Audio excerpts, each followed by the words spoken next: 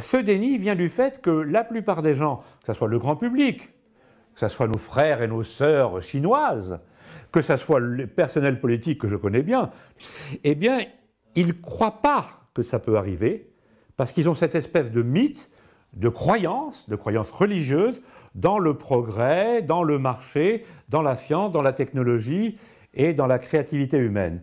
Donc, ils sont sincères lorsqu'ils disent « Non, on va y arriver, on va faire un petit peu de développement durable et de transition énergétique et écologique. » Ils sont sincères, ils ne peuvent pas penser que quelque chose d'aussi atroce que l'effondrement puisse arriver.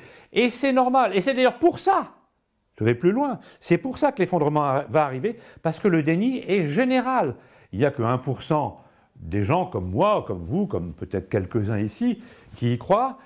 Et pourquoi on ne peut pas y croire? Eh bien parce que c'est ce que le philosophe Gunther Anders appelait un phénomène supraliminaire. C'est-à-dire l'appareil cognitif humain, depuis l'aube de l'humanité, par l'évolution au sens darwinien, n'a pas été habitué à affronter des catastrophes de cette grandeur-là.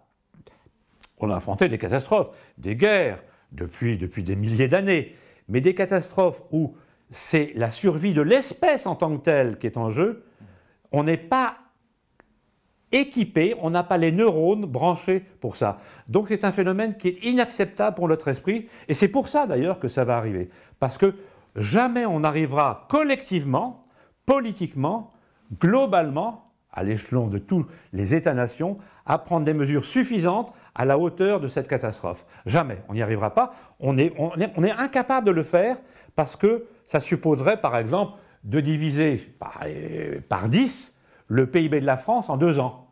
Eh bien, aucune personne, que ce soit les plus humbles parmi les plus humbles, que ce soit M. Macron ou d'autres, n'acceptera ça. Et donc, ça nous tombera sur le nez, alors que les éléments objectifs de cette catastrophe sont déjà là, présents sous nos yeux.